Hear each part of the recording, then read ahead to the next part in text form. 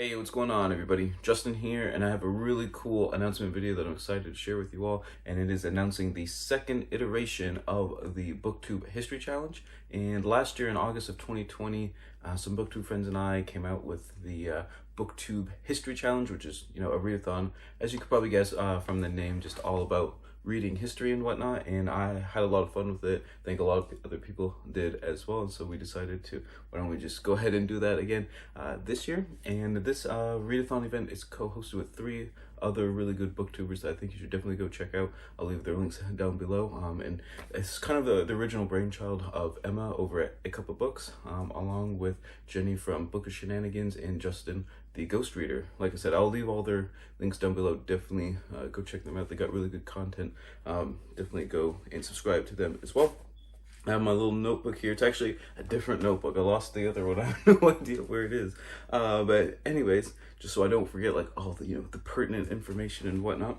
And the dates for this are going to be August 16th through 31st. It was originally planned to be just a 2-week readathon, but that left just the 30th and 31st, which was like a Monday and Tuesday, I think, of August, and we were like, we might as well just tack. No one's gonna be doing anything on those 2 days. Let's just tack those on.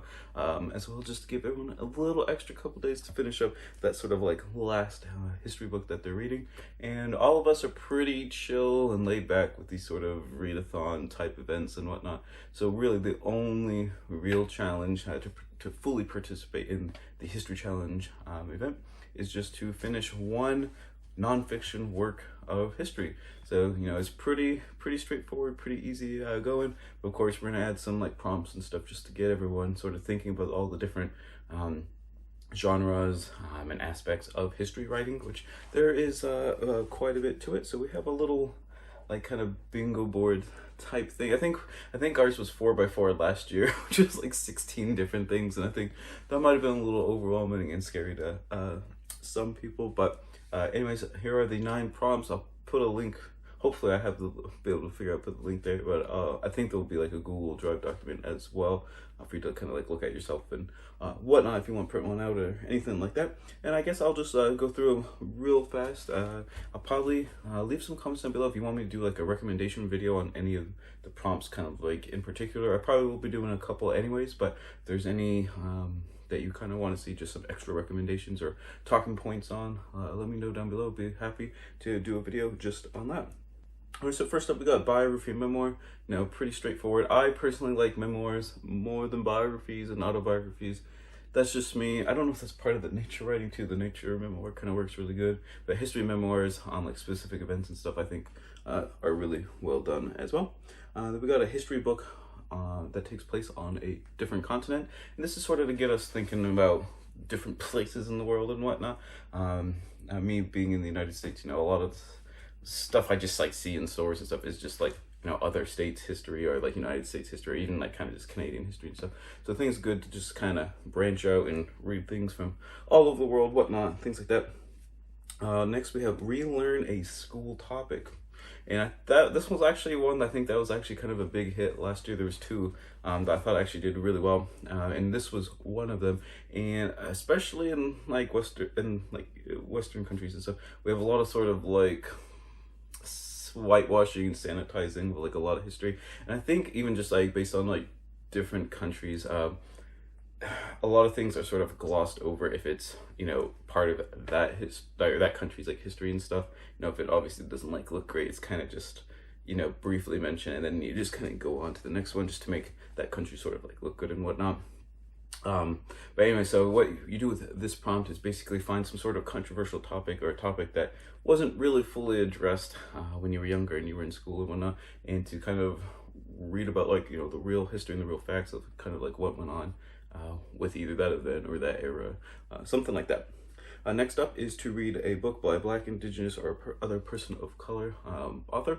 That one's pretty straightforward, and this kind of combined with read a book by a woman author, sort of get past the sort of stereotype of only old like white guys write history, which kind of in a way was sort of true a long time ago, but definitely is not accurate anymore. And there are plenty of good books written by BIPOC and women authors.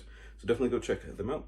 Also is to read a book on your favorite time period. I think we put that one in the middle because it's sort of like the nice, easy one. You know, if you have like a time period you're interested in, that's kind of like the bread and butter of history, right? You find something you're interested in. For me, it's probably like antiquity, which is sort of that awkward period. Like, you know, Rome is sort of on the way out. Classical world is just kind of like, you know, exiting the door, but like the medieval age like hasn't like shown up yet, and you're kind of left with this sort of awkward, just kind of, you know, the dark ages or whatever, which that's its own like story and whatnot. So anyways, just read a book on your favorite time period.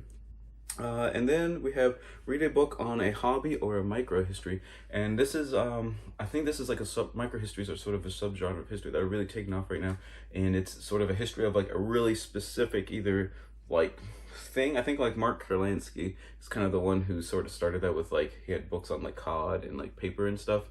It's really focused on like one individual thing and kind of like learning the entire background history of that as well. But they can also be like different things. Like for example, I really enjoy woodworking, you know, have my Etsy shop, you know, secret plug kind of going in there. But like there are books, you know, on the history of woodworking, things like that. I enjoy weightlifting. I've read a book on the history of weightlifting.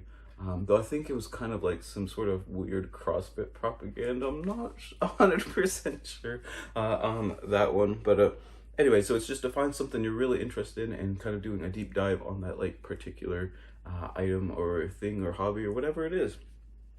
Next up is the other one, kind of going with relearning a school topic, and it's a history of a social movement.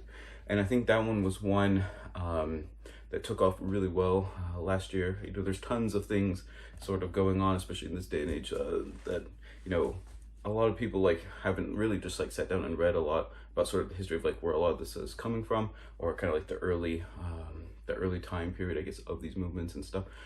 For me in particular, I'm probably going to find a book sort of like on, I don't know, kind of like the 60s and 70s, sort of going into like the environmental movement and stuff, like sort of how like that whole like grassroots thing like sort of started and whatnot. But anyways, so any kind of social movement you can think of about that's going on right now is actually probably been going on for quite some time, so there's a whole history to be learned there. And then lastly is a history book that has been translated from another language. That one's pretty straightforward, and that's another one sort of to get us sort of branching out and thinking about like other places of the world that have, you know, different historical experiences than we do. So yeah, let me know if you want any particular like special videos just on some of these prompts and whatever. Be definitely glad to create some for you guys there. Definitely leave some comments down below if you are participating too. I think this was, like I said, I found a lot of good history recommendations and stuff.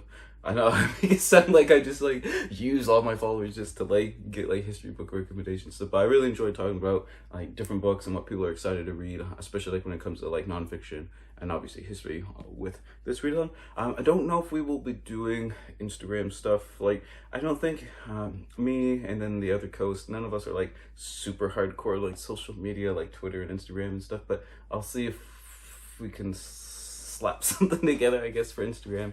Maybe at least have some like hashtags or something like that. I know a lot of people were showing their like history challenge TBRs and whatnot, and I feel like I'm forgetting something. And I don't know what it, oh, there is a history challenge tag that we created last year to kind of accompany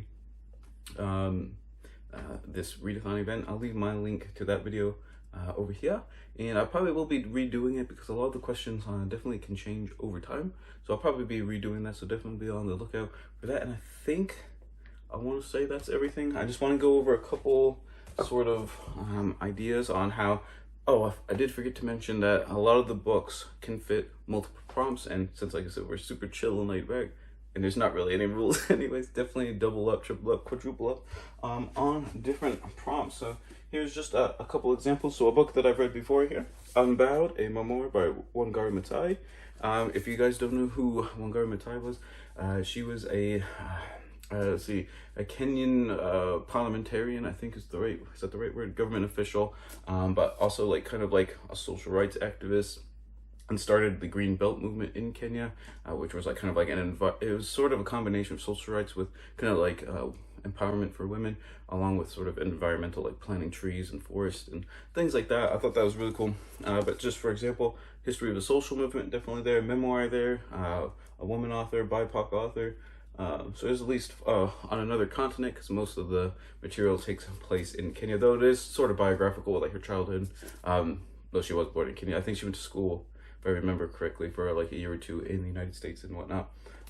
But yeah, that definitely fits at least 4 or 5 prompts just right there. So definitely easy enough to fit a lot of these prompts. And then, for example, one of the books that I probably would like to read during the Readathon event is Judith Herron's Ravenna, Capital of Empire, Crucible of Europe, which is just sort of a history of the city of Ravenna. Don't know if I would call that a micro history, just because I think it takes place over like 1,000 years.